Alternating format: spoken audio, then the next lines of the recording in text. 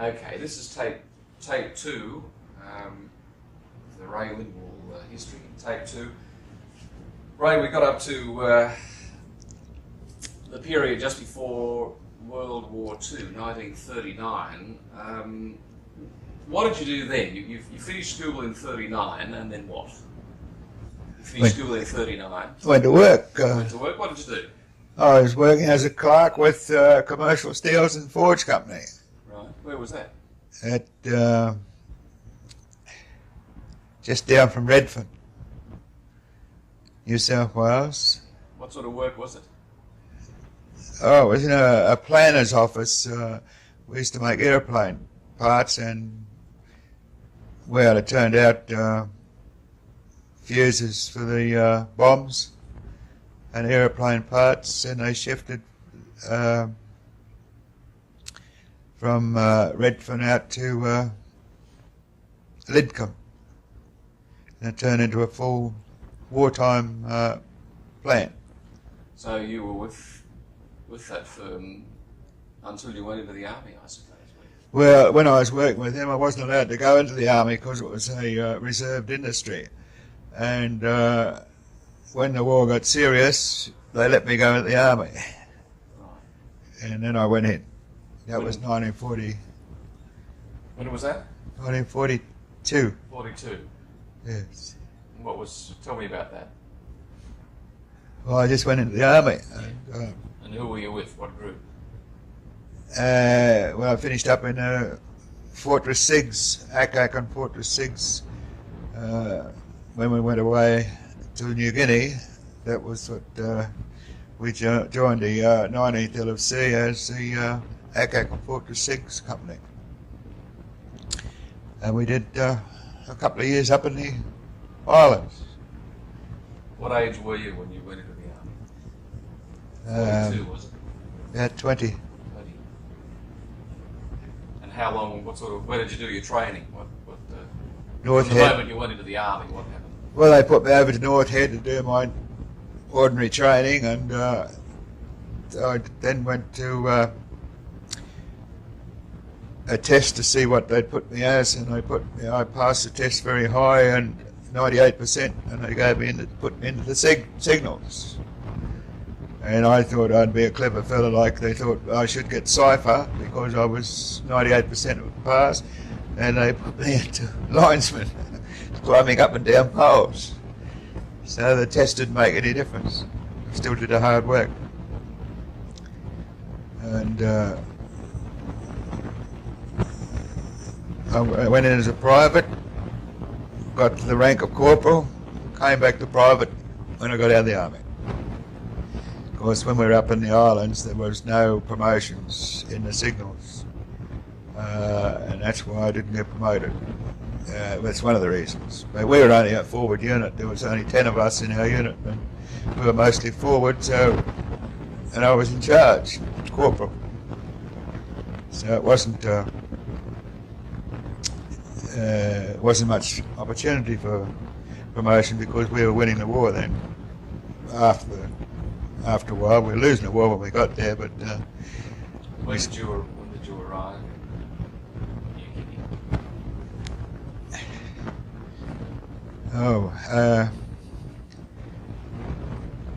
When the Japanese were at the bottom of the Kokoda Trail in Port Moresby, we were on a ship just about to land, and it was so dangerous they reckoned that they were going to take Port Moresby, so they weren't going to let us get off the ship.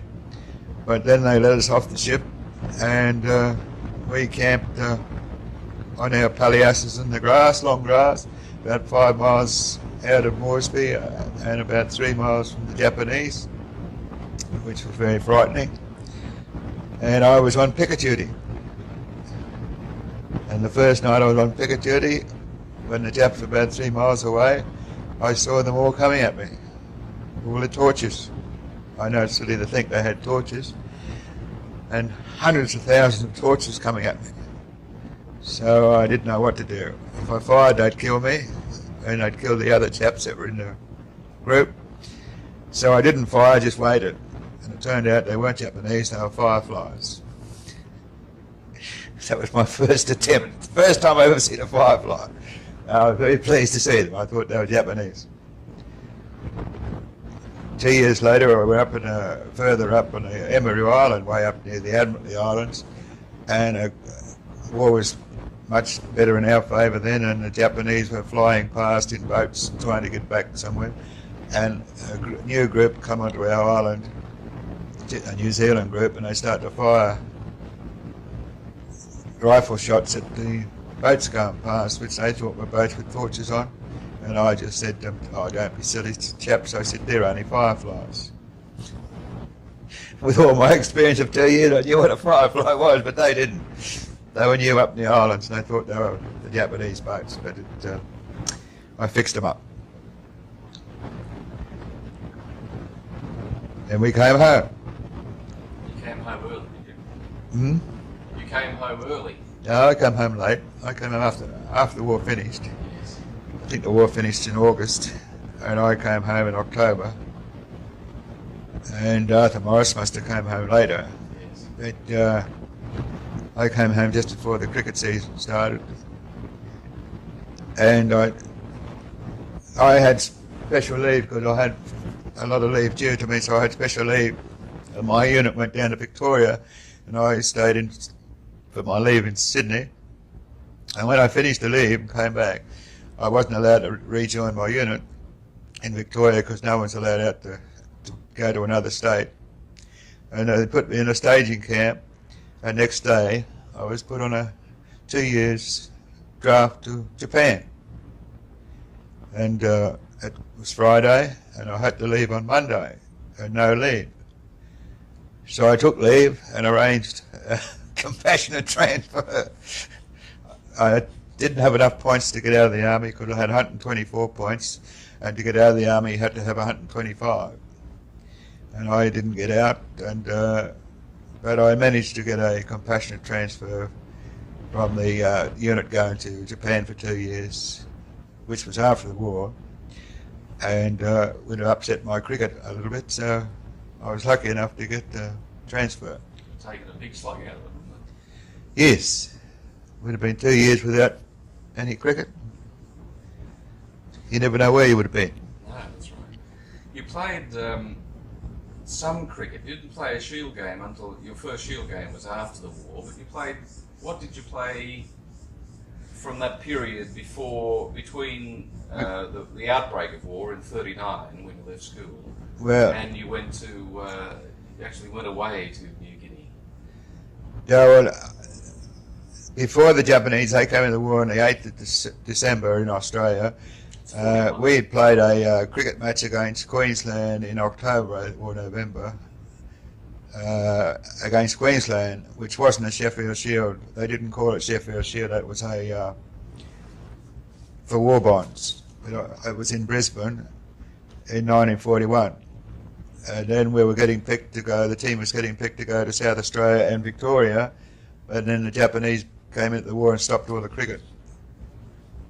And so we didn't play any more cricket until the 1945, after the war. Right. It's interesting to see that in this cricket yearbook of 48-49, the last game that's recorded there is February 1941, South Australia and New South Wales. So you're talking now about the summer of 41-42, aren't you? I mean, yeah, well, I'm talking about October 1941, which was after the February, and it wasn't a Sheffield Shield match though. It was for war bonds. Right. And during your period in New Guinea, you had some problem with malaria type disease or dengue fever, or well, you didn't get out of that period scot-free, did you, as far as you concerned? Well, I had dengue 4 times, which is a very sickening disease.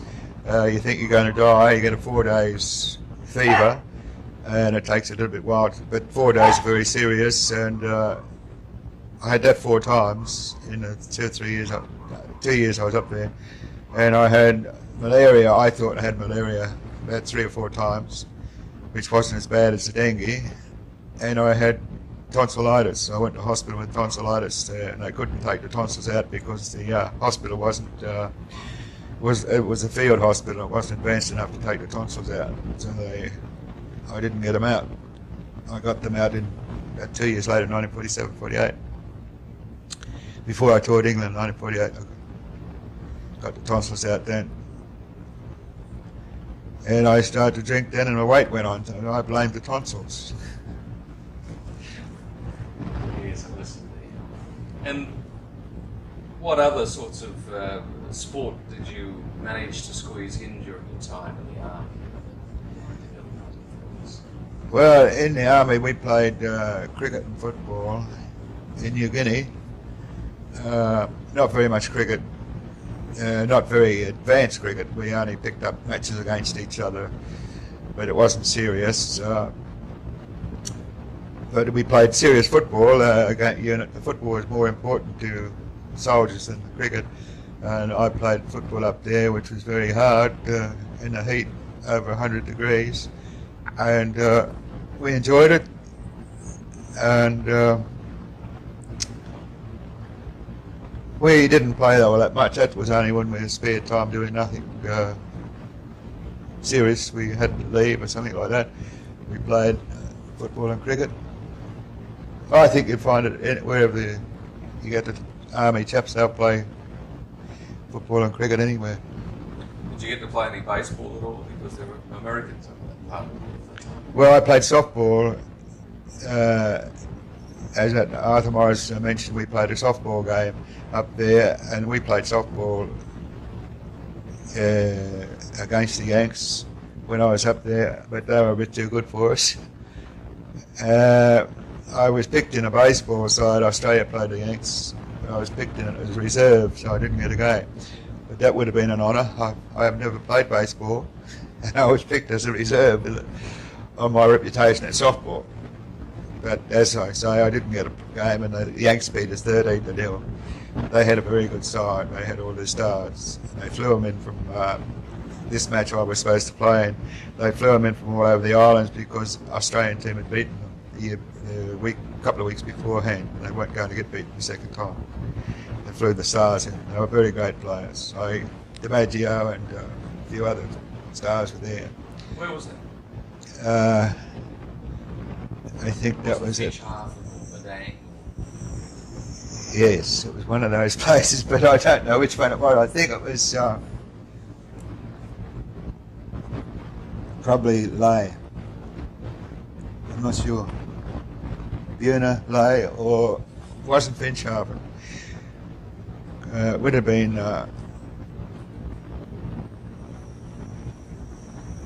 it would have been Lae, I think.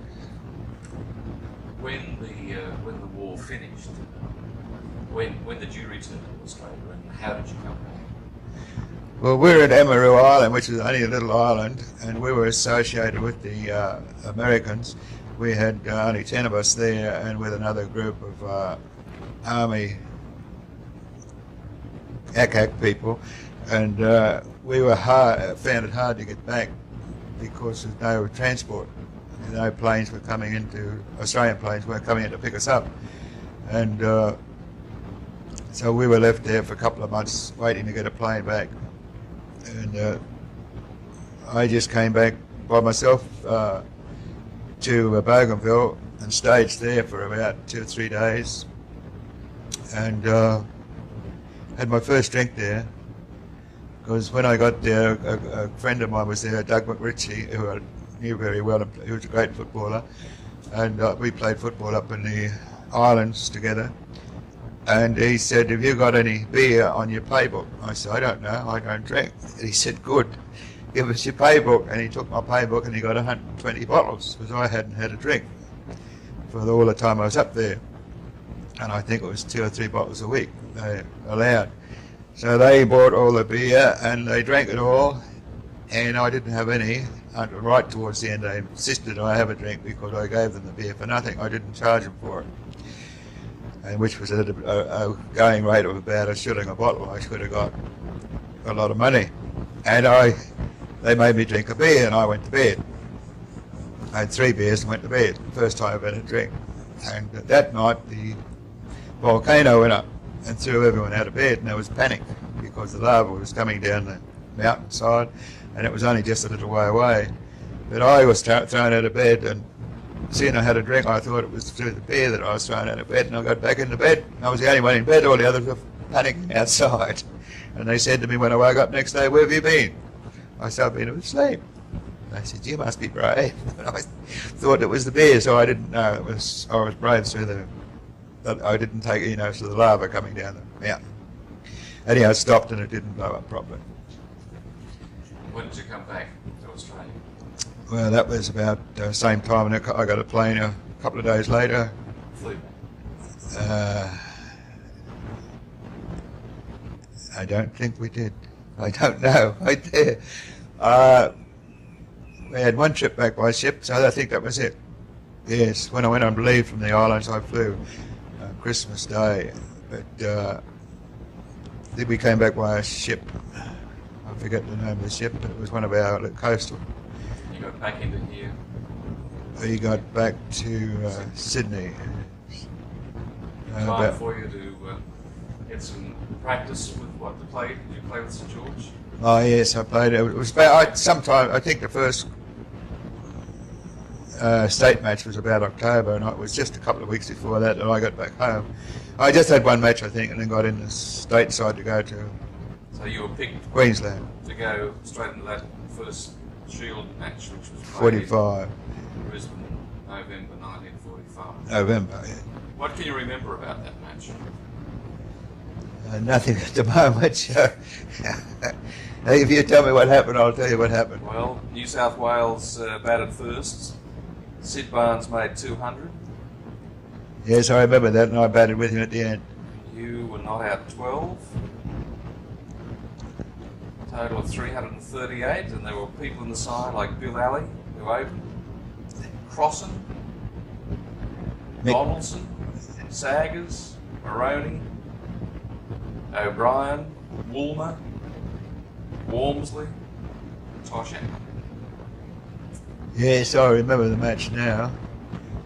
Your first wicket seems to have been a man called Carrigan, yes, bowled by Lindwall for North. That's right, I remember that. And your second and only other wicket in that innings, 17 overs and 3 balls, no maidens, 2 for 57. There's a man who, according to the scorecard, was number 10, G. Lockie, caught by Crossan. Off-hill bowling for 20. Yes. Well, that was, I think, a good batting wicket. You crashed in the second innings for 141, New South Wales. Did we? Yeah.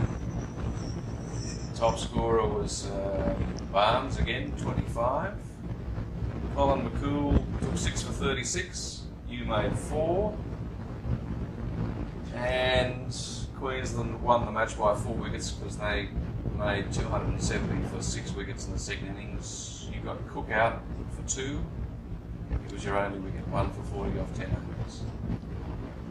Well, that's why I don't remember the match. We got defeated. It wasn't a very memorable match, No. as far as you were concerned. Well, I wouldn't have been in very good condition for cricket because I don't know if I had a match before we went up there or not, but it was very late. I got back before that match started. It was only a week or 2, so I hadn't played much cricket. What can you remember about that year, that right after the war? What was it like? There must have been a lot of people very thrilled to be alive, I suppose, and the war to be over. And what was life like? Well, to get out of the army was wonderful. To finish up in the islands. The islands were not the greatest place to be for 2 years or so, and to get back into civilian life was wonderful. But we had the trip after the cricket. Well, the cricket season was wonderful because we stayed in hotels after being in a tent. Not that the hotels were that good anyhow. They weren't as good as they are now, but they were better than what we were used to, and the food was much better.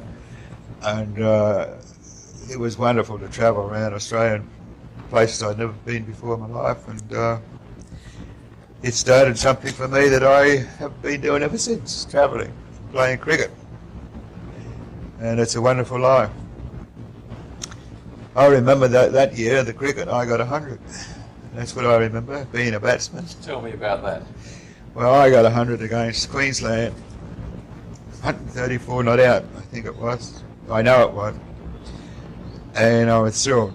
That was before we got picked to go to New Zealand, and by getting that, I think that would have been assured me of a place to go to New Zealand as a batsman. But it didn't do any good because I still went in very low down the order. That was at Sydney. Yes. December 31st, 1945, January 1, 2, 3, 46. And 134 not out. that's right. Your first class 100. Would have batted with, I guess, people like James, Greaves, Gulliver, O'Reilly, Toshak. Ronnie James made 108. Saggers 43. I think I batted with James a bit. You must have seen the ball pretty well. Well, I always thought I was a batsman those days. And I think that was my idea, to be an all-rounder. So I was very pleased I got the runs. And I did bat fairly well, I think. Well, it was a good match for New South Wales because you won that by an innings and 115, so that was another reason for you to remember it. And you took 1 wicket in the first innings and 3 in the second. And you bowled Don Talon in the first innings. And among your wickets was Billy Brown, Colin McCool, and there must have been one other, Mick Raymer. Nick, all good batsmen. All good batsmen, have to be. Then you played the services team. In 1946, New South Wales won that fairly comprehensively, but that was the first time you came up against Keith Miller. Yes. He got a beautiful 100. I think O'Reilly was playing with us. He bowled very well, and Keith Miller batted very well. He got 108 or 9 or something. And first time I met him, I didn't mix with him very well that trip because he was against me. But when we went to New Zealand together, we became friendly and sometimes roommates. And I think we've been friendly ever since. He rang me about 2 days ago. So he's back from England. Got the shingles. But he batted beautifully. He was a great bat, Keith Miller, in the early days. When he played for Victoria against New South Wales, he was one of the star batsmen all the time. And it's only when he came to New South Wales and bowled a little bit more and played for Australia and bowled a bit more that his batting went off a little bit. He's still a good batsman, but he wasn't as great as he was in the first couple of years I knew him play. He was one of the star batsmen of the Australian. It was hard to bowl against. Did you find it difficult to bowl against? Well, he was hard to bowl against because he wouldn't defend very much. He played strokes all the time, and you had to tie him down by good balls. And if the wicket wasn't helping, it's very hard to bowl a good ball. So he was always on the attack, and he hit the ball very hard.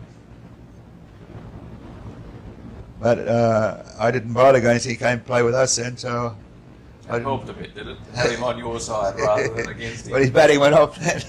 Yes. No, he was a great player.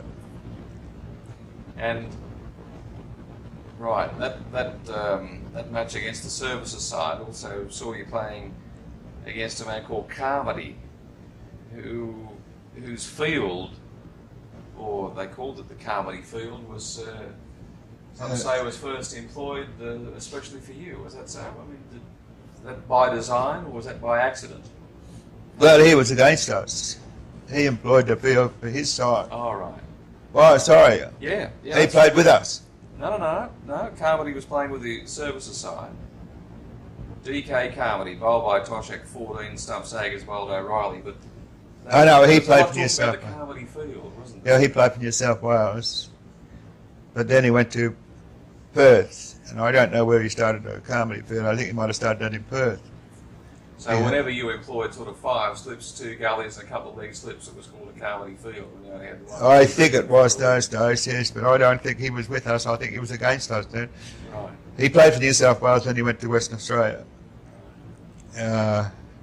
He used to have the 2 leg slips and 5s. I think that's right, 7, 2 and 9, 1 of 10, 11, yeah. 7 on the off and 2 on the on. Yes. Or the other way, 6 and 3 would have to be. 6 and 3, I think. 6 and 3. Yes, 6 and 3. 2 fine leg slips and 5 slips. And mid on and mid off, bowler and batsman. Your first 5-wicket haul was against South Australia at Sydney, late January 46, when New South Wales won by an innings in 51. You took 5 for 42 in the first innings, 4 for 35 in the second. Do you remember much of that? I remember it. Naturally, every time you get wickets, you don't forget. But I think the wicket was. I think there was a second innings. There was a strong gale blowing, a southerly, and I normally bowled the northern end, but it was a southerly, so I went southerly end, and I think that was made it a bit quick, the wicket. And you picked up 4 for 35. But the first innings, I think, I don't know for sure whether the first innings was a southerly too, but I know I bowled that match. I bowled from the southern end. You dismissed Clarrie, Close, Ron Hammonds, Phil Ridings, and FC Bennett. They were your first 1, 2, 3, 4, 5, 6. Those 5 came out of the first 6 in the batting order. And you got Craig, Hammonds, Bennett, and Noblet in the second innings. And your first test, of course, was played in New Zealand. What was that tour like? Well, it was a very good tour. It was my first tour, naturally, and I enjoyed it, but I didn't get much bowling except I think I bowled in Canterbury against Canterbury. I bowled a few overs there, but we had Toshak and O'Reilly, McCool, and they used to get most of the wickets and most of the bowling. It wasn't a hardship for me, but in the test match especially, it was a wet wicket, and I only bowled a few overs just get the shine off the first and 9 on the second. Get the shine off the ball, and O'Reilly and Toshak and McCool came on. Can you remember your first test wicket? A chap called McDonald, both innings I got him out. I only got 1 wicket each innings, and You made 4 in the first innings and 1 in the second. Yeah, he's my friend. I got him out both innings. He was the only fellow that was. I remember his name. Can you remember your first innings in a test match? Yes, I can. We were 4 for 200, 5 for 200 or something, and it was a wet wicket. Rain started to fall, and we lost 4 quick wickets, or 3 quick wickets, I forget which. And I was walking out to go into bat, and Billy Brown was captain. He was walking out alongside me towards the field, and I said, "Where are you going?" He said, "I'm going to close." I said, "Good." And I turned around to go back. He said, "No," he said, "there's 2 balls left. I want you to hit 2 sixes." So as a result, I hit 1 straight up there and got caught for a duck. My first test match. Very poor way to go into bat. Cord Anderson bowled Cowie, no score. Yeah, I scored at point, trying to hit a 6 over straight drive. Went right up in the air. That was in, April of, end of March? 1940. Early April of 1946. 6. That was my first batting duck in a test match. But as I say, it was under pressure because I had to hit 2 sixes and 2 balls. So there's an excuse for that. Won't hold the wicket. That's a good point for us to stop there, I think, Ray, because that tape's almost out. Finished? Yep. You can relax.